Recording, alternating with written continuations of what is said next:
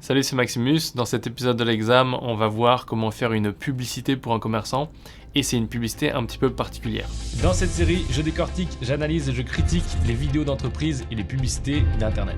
L'objectif est simple, t'aider à devenir un vrai entrepreneur de la vidéo pour que tu puisses enfin profiter de ta liberté. Mais pour ça, tu dois maîtriser non seulement la création vidéo et bien entendu le marketing pour pouvoir conseiller tes clients. Alors si toi tu veux devenir l'arme fatale de la création vidéo, bienvenue dans l'examen. Pour commencer cet épisode de l'examen, on va voir le sommaire des différentes choses qu'on va voir concernant cette vidéo. En premier, on va voir le contexte. En gros, comment cette vidéo elle s'intègre dans une stratégie, et c'est vraiment cet aspect d'aller voir plus loin que la vidéo comme on fait d'habitude. Ensuite, on va voir l'histoire visuelle, on va voir les gimmicks qui sont utilisés et l'effet que ça produit, on verra aussi l'histoire sonore et on finira par le matériel utilisé pour faire cette vidéo. Commençons donc par le contexte, et pour ça je vais te passer une petite vidéo de Ben. Ouais, pour donner un peu de contexte à cette vidéo, le mois de décembre était un mois très chargé pour Elisabeth. Elle génère 30% de son chiffre d'affaires sur le mois de décembre, donc par rapport aux fêtes de Noël, elle a eu beaucoup de monde. Du coup, on a eu une communication beaucoup plus active sur les réseaux sociaux, on a fait beaucoup plus de posts, beaucoup plus de vidéos, de photos, etc. Et pour le mois de janvier, donc la vidéo qu'on va voir, on l'a tournée et on l'a diffusée au mois de janvier. Je voulais quelque chose d'un peu plus léger, et surtout je voulais avec Elisabeth qu'on remercie tous ses clients, qu'on les remercie pour tout le soutien qu'ils apportent, d'être toujours là malgré le contexte actuel, malgré les difficultés. Et voilà pourquoi on est parti sur cette base-là. Maintenant que tu sais pourquoi Ben a fait la vidéo, il faut que tu saches que c'est pas une publicité, c'est vraiment la vidéo qui sert à vraiment, si tu veux, faire la carte de vœux un petit peu et à remercier, comme il l'a dit, le fait que cette année les clients ont été fidèles. Et c'est vraiment quelque chose, encore une fois, qui fait partie d'une stratégie globale où un commerçant ne mise pas tout sur la vidéo au même titre qu'il ne mise pas tout sur les flyers ou sur les promotions. Ça fait partie des stratégies qui sont utilisées pour faire avancer un business. Et tu vas voir que cette vidéo ne vend rien. Elle ne vend rien, mais ça participe à une chose et qui est la base de toutes les stratégies de communication, c'est d'exister et d'être présent, d'être visible. Et donc du coup, on va regarder cette vidéo qui a permis à Elisabeth de continuer à être visible, car elle fait vraiment partie de la stratégie d'une ribambelle de vidéos que Ben a fait pour elle durant leur accompagnement cette année.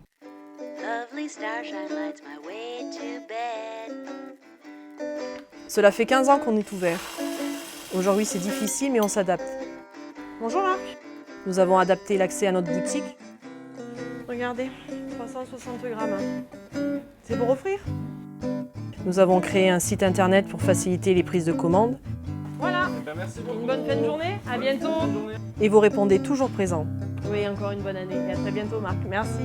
Alors merci de votre soutien. Passez une bonne journée. Thanks a lot. A nice day. À bientôt. Bonne journée.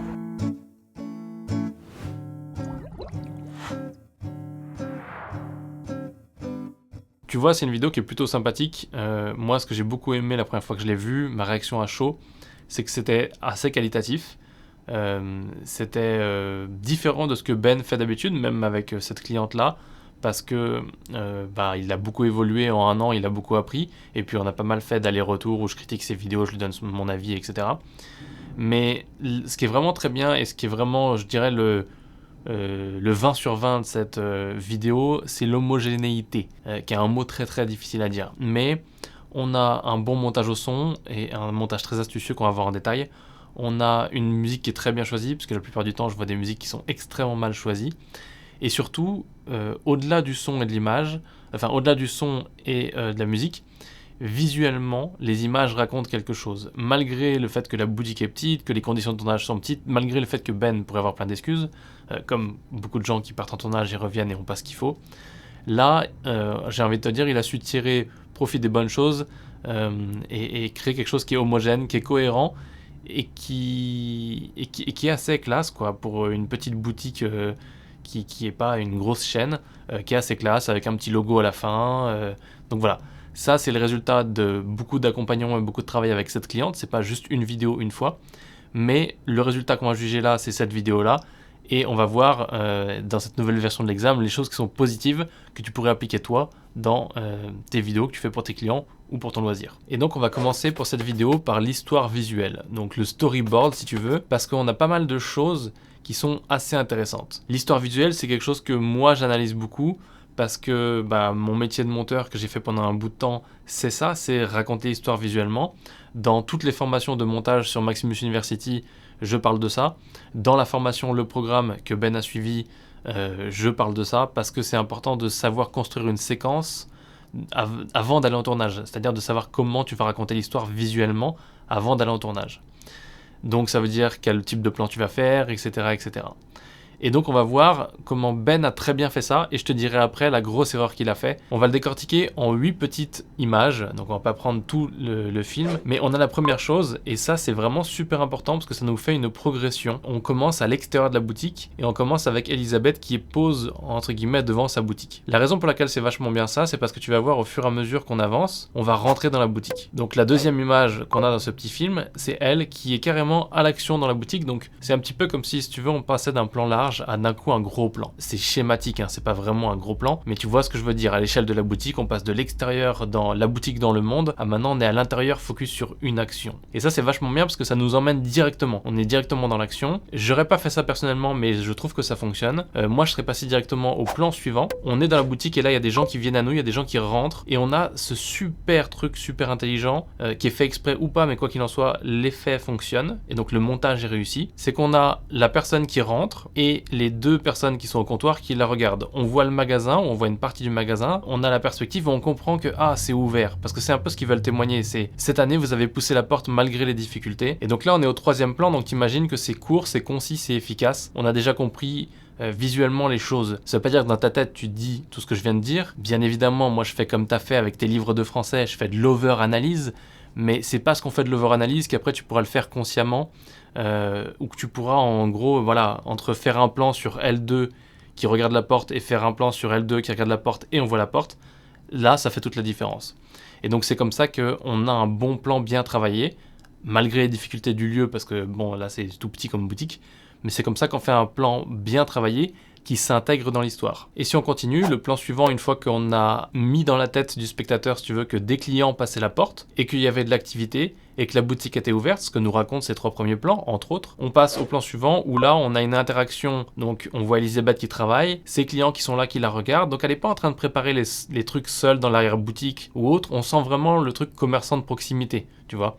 Alors après, chacun va lire ce qu'il veut, il peut lire des significations différentes. Mais ce qui est intéressant, c'est qu'on voit, si tu veux, la proximité des clients. Et d'ailleurs, ça commence avec ce plan-là, puis ça continue avec d'autres plans. On voit différents clients qui portent différentes choses, à qui on dit différentes choses. Et on continue jusqu'à la cliente qui est à l'extérieur. Et donc là, on revoit un plan, si tu veux, qui ressemble vachement au plan du début, le premier. Mais c'est un plan où un petit peu, on a passé du bon temps ensemble et tu raccompagnes la personne à la porte et puis tu lui fais coucou quand elle part. On peut honnêtement dire qu'on a tous vécu ça quand tu as des gens qui viennent chez toi, des invités.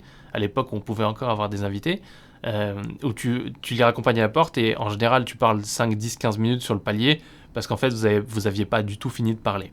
Et là, c'est un petit peu ce truc-là. Et donc, si tu veux montrer ça, que tu aurais pas pu choisir de mettre en scène ou de ne pas montrer, favorise ce truc commerçant de quartier, proximité, et ça amplifie ce merci d'être venu et merci d'avoir continué à faire survivre ce business malgré les difficultés de l'année qu'on a vécue tous ensemble.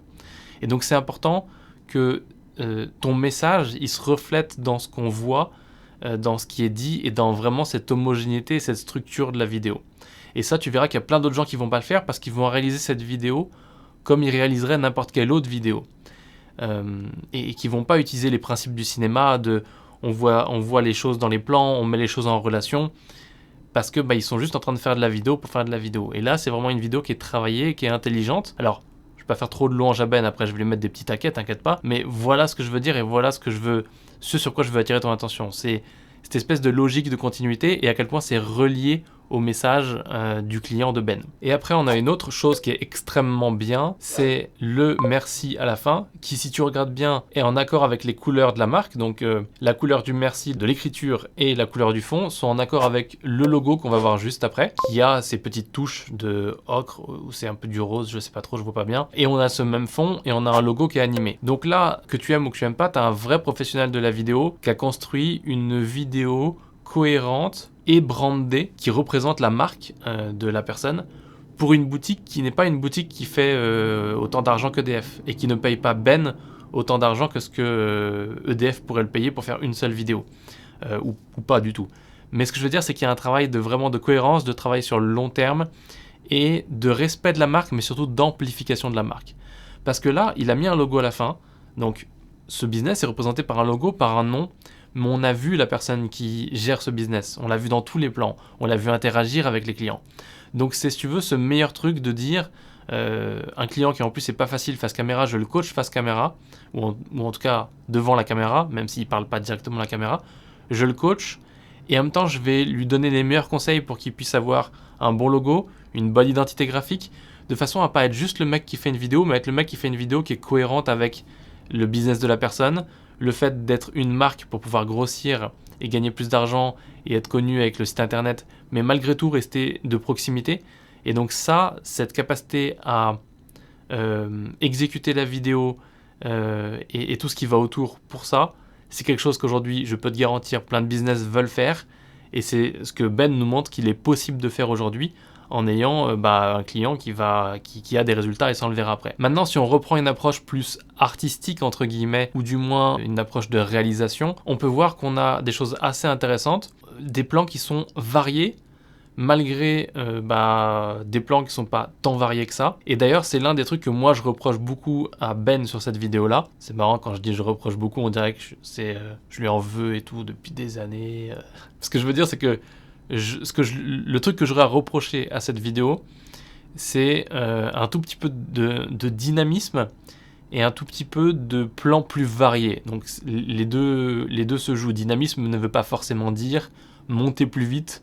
Ça peut aussi vouloir dire monter des plans différents pour donner une impression différente de dynamisme. Et donc en l'occurrence là, ce qu'on a, c'est qu'on a un très gros, gigantesque manque de gros plans, de plans serrés et d'actions uniques. C'est ce que moi j'appelle mouvement parfait, enfin le mouvement parfait. J'en parle dans une vidéo, je crois que je te mets dans le i, et j'en parle dans ma formation sur comment raconter une histoire, dans le programme. Et le mouvement parfait, c'est super important pour avoir plus tu veux faire des trucs qui sont publicitaires ou qui sont, comment on dit en anglais, on dit smooth, donc c'est doux, qui sont cohérents et... Je sais plus comment on dit smooth. C'est quoi la définition de smooth déjà ? Adouci. Bref, je trouve qu'il manque des plans serrés, des gros plans sur des actions uniques. Remplir le café, fermer un sac, faire un nœud. Ça aurait été super intéressant. Maintenant, c'est pas dramatique parce que Ben, il a voulu, et c'est pareil, là il y a un petit échec, mais on va voir quand même parce que c'est pas à moitié réussi, c'est à 80% réussi. Il a voulu faire ce que moi j'appelle un gimmick, et donc du coup on va parler du gimmick et on va le regarder plus en détail ensemble. Qu'est-ce que c'est le gimmick ? Déjà on va commencer par qu'est-ce que c'est un gimmick, donc la définition du mot gimmick en lui-même, qui bien sûr est un anglicisme, donc je vais encore me faire détester par ceux qui veulent qu'on utilise toujours le français. Et donc le gimmick, c'est simplement un procédé astucieux destiné à provoquer un effet marquant en musique, en publicité, etc. Mais donc voyons le gimmick ici parce que je veux que tu y fasses attention. Je vais te passer un extrait qui est un petit peu long. Accessoirement, un gimmick, c'est quelque chose qui est marquant, mais là, je vais te donner un petit indice, c'est quelque chose qui se reproduit régulièrement et qui montre une répétition. Alors, regardons ce gimmick. C'est pas super compliqué. Là, on a 1, 2. Ensuite, on continue. On n'en a pas cette fois-ci. Ça, c'est typiquement l'exception. 3. Et attention, 4. Et 5, ouais allez, 4,5. 6, donc on a 6 quoi ? On a 6 plans, 6 interactions avec 6 clients différents, ou 5,5 si tu ne comptes pas la grand-mère de fois.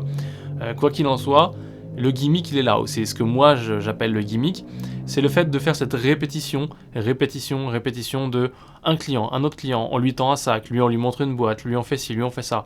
Donc c'est des actions différentes qui ont à chaque fois à voir avec un client, et tu verras quand on va réécouter et quand on parlera de l'histoire sonore, qu'à chaque fois au son c'est accompagné et c'est extrêmement intelligemment construit. Et ce qu'il a fait surtout qui est très intelligent qu'on va voir dans l'histoire sonore, c'est que tout simplement il a intégré le discours qu'elle a avec ses clients au milieu de ses gimmicks. Et donc on va voir comment ça s'articule dans l'histoire sonore. Mais avant de passer à la partie suivante et de voir donc la narration sonore, je veux s'il te plaît, si tu aimes cette vidéo, que tu aimes ce format, que tu mettes un petit pouce bleu si ça te plaît. N'hésite pas non plus à t'abonner si ce format t'intéresse. Je vais publier plein de vidéos comme l'examen. On essaye de faire en sorte d'avoir un truc encore plus sympa. Tu peux aussi, si tu veux comme Ben, accompagner tes clients et devenir un professionnel de la vidéo ou devenir meilleur professionnel de la vidéo, tu peux aller sur maxu.fr/pgm. Et pour finir, tu le sais, si tu as des suggestions, des avis, des conseils ou quoi que ce soit sur la vidéo que tu vois aujourd'hui, ou juste que tu veux donner ton avis ou dire que l'examen c'était cool et que tu es content d'avoir vu cet épisode, n'hésite pas à poster un petit commentaire. Maintenant voyons l'histoire sonore. Pour l'histoire sonore, je vais te faire une petite illustration, mais d'abord il faut que tu sois très très conscient d'une chose, c'est que le son c'est la partie la plus importante. Tout le monde se branlote sur sa caméra, sur son objectif, sur ci, sur machin. La qualité du son est importante, mais la narration sonore est importante. Parce que si tu ne construis pas correctement tes voix in, tes voix off, ta musique et le fond, là je parle de la forme, mais aussi le fond, et donc comment le fond et la forme viennent intervenir et s'ancrer l'un dans l'autre montage, tu ne pourras pas faire une bonne histoire sonore. Là, si Ben n'avait pas choisi la bonne musique, ça fonctionnerait moins bien. Donc c'est vraiment le travail de chercher cette homogénéité, et on va voir comment tu peux avoir deux discours en même temps, ou avoir deux discours en même temps, ou courir deux lièvres à la fois, mais malgré tout avoir de l'homogénéité. Et ça, c'est par le montage, et donc c'est le montage sonore que Ben a fait pour cette petite narration. On va reproduire une petite timeline, donc on a des illustrations principalement dans la piste vidéo, et on a en dessous des voix off. Donc on a des petits blocs de voix off, et dans l'interstice de ces blocs de voix off, donc entre ces blocs-là, qui sont synchro avec les illustrations, on a des sons in. Donc des sons in, pour ceux qui sont pas familiers avec ce langage, un son in, c'est un son qui est raccord, synchro à la vidéo que tu es en train de voir. Ou si tu veux regarder ma vidéo sur les musiques diégétiques et extra-diégétiques, c'est quelque chose qui est dans la diégèse ou qui est dans le corps narratif, dans l'histoire. Vous comprenez, c'est dans le corps de l'histoire. Bref, t'as compris l'idée. Donc du coup, les sons in, c'est des sons qui sont dans la vidéo que tu vois, tandis que la voix off, par définition, elle est enregistrée plus tard, ou c'est une interview, mais tu ne vois pas la personne parler en même temps que... Bref, t'as compris. Si t'as pas compris, tu peux poser une question en commentaire. Et donc du coup, là, le mélange entre les deux est vraiment très bien fait. C'est un truc qui est pas facile à faire. Et très souvent, on entend des musiques avec des sons in par-dessus, ou alors on peut mettre que de la musique et que des images d'illustration, ou alors on peut faire ce que là Ben a fait, c'est un mix des trois. Et c'est pas forcément difficile de bien le faire, mais c'est pas non plus facile de bien le faire. Et là, ton cerveau, il vient de s'en mêler. C'est normal, le mien aussi. Donc, je te remets ce petit schéma et je vais te remettre la vidéo pour que tu sois bien attentif et que tu vois, maintenant que je te l'ai mis en évidence, que tu vois à quel point, une fois que la voix off s'arrête et qu'elle a fini de raconter quelque chose, on a les sons in qui viennent intervenir pour raconter quelque chose, et à quel point c'est un petit peu un ping-pong entre les sons in et la voix off, et l'image vient complémenter tout ça, ou inversement.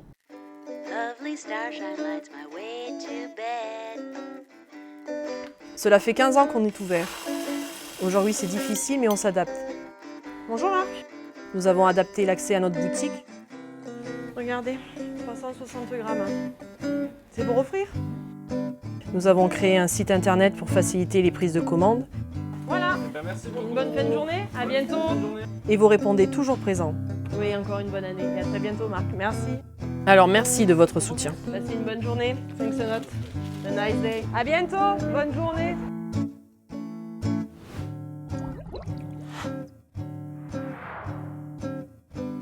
Bon, j'espère que tu as vu cette fois. Enzo t'a même mis des petits trucs qui clignotent à droite, à gauche, pardon.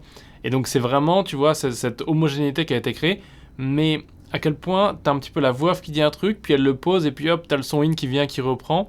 et tu mêles cette espèce de voix off qui est toujours assez impersonnelle, même si là elle est pas trop mal, et tu retournes dans la boutique avec cette ambiance de la boutique, etc. Et donc ça c'est hyper intéressant, et de manière générale je t'invite à vraiment regarder tes montages d'une manière différente et à travailler plus ton son, parce qu'il y a beaucoup de gens qui passent des tonnes de temps sur l'étalonnage et sur l'image, mais en vrai l'histoire ça va passer par le son en premier. Et ton image elle vient juste complémenter et embellir tout ça. Alors j'y vais un peu fort là bien évidemment, mais tu vois ce que je veux dire. Donc du coup c'était pour moi l'un des trucs assez importants, cette partie de comment le son a été bien travaillé, la musique bien choisie, et comment c'est bien structuré. On pourrait aller encore plus en détail, on pourrait aussi parler du logo animé avec les petits sons, où vraiment tout a été pensé et fait dans les détails, soit fait par Ben, soit fait par des gens que Ben connaît ou des prestataires que lui il a employés pour pouvoir satisfaire son client.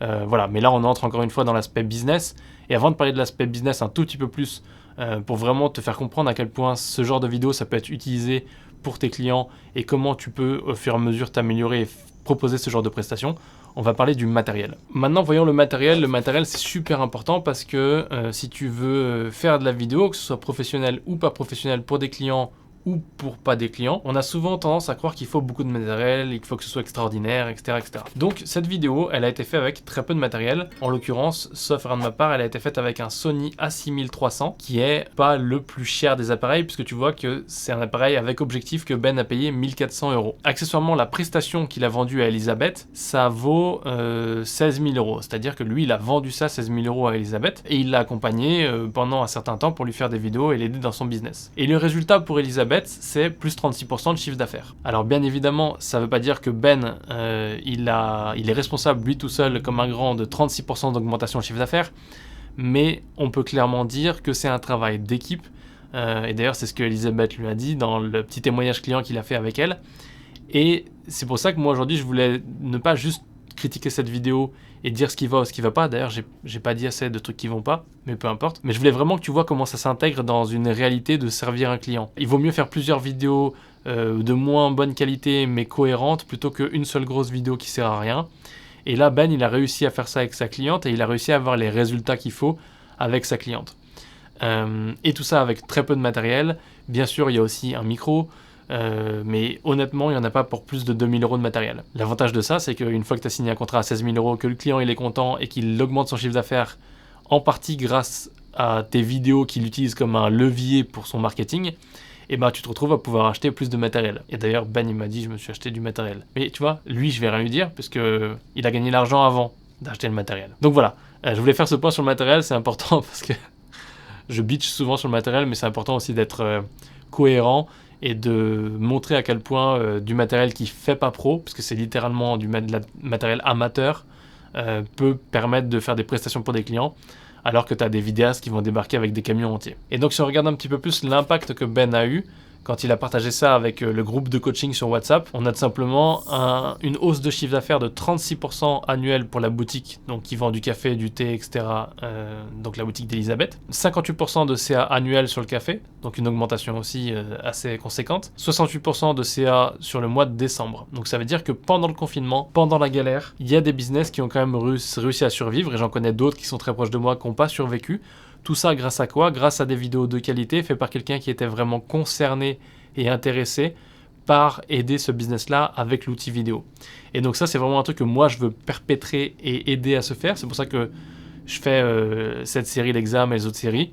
Et donc du coup, voilà, je voulais que tu aies une vision plus large de ce qu'on voit d'habitude dans l'examen, où c'est plus une critique de est-ce qu'au niveau marketing ça tient debout ou ça tient pas debout. Maintenant, pour finir cette vidéo, j'attire juste ton attention sur le fait que j'ai une formation qui va t'aider non seulement à trouver des clients, à savoir quoi leur vendre, combien, et à vraiment à créer ton business, que ce soit en partant de zéro ou en allant, en partant de là où tu es aujourd'hui, incluant surtout comment structurer des vidéos et comment créer des vidéos qui vont être comme celle que Ben a fait là, c'est-à-dire bonnes pour leur business, et donc la stratégie qui va avec. Cette formation, elle s'appelle Le Programme. Tu peux la trouver à l'adresse suivante, maxu.fr/pgm, donc maxu.fr/pgm. Et donc ça, c'est vraiment, écoute, la formation qui pour moi est assez cool, parce que elle a fait ses preuves largement, Et on va d'ailleurs, pour vraiment vous aider à mettre en place ce que j'ai montré là, et donc ce que Ben, Benjamin et tout ont fait avec les accompagnements, parce que là c'est un accompagnement, il a suivi Elisabeth sur le long terme. On sort une formation qui est en précommande en ce moment et qui va être intégrée ensuite pour ceux qui prennent le programme. Ils auront accès à cette formation. Donc pour l'instant, tu peux prendre la formation seule. Après, on ne pourra plus la prendre seule puisqu'elle sera uniquement intégrée au programme. Voilà, c'est tout ce que j'avais à te dire pour l'aspect business et formation. En tout cas, si tu as aimé cette vidéo, s'il te plaît, mets un petit pouce vers le haut, ça fera plaisir. Abonne-toi si tu veux en voir d'autres, comme ça, il y en a d'autres qui arrivent, on va en faire au minimum 2 par mois. Et sinon, je te dis à plus tard dans une prochaine vidéo. Ciao.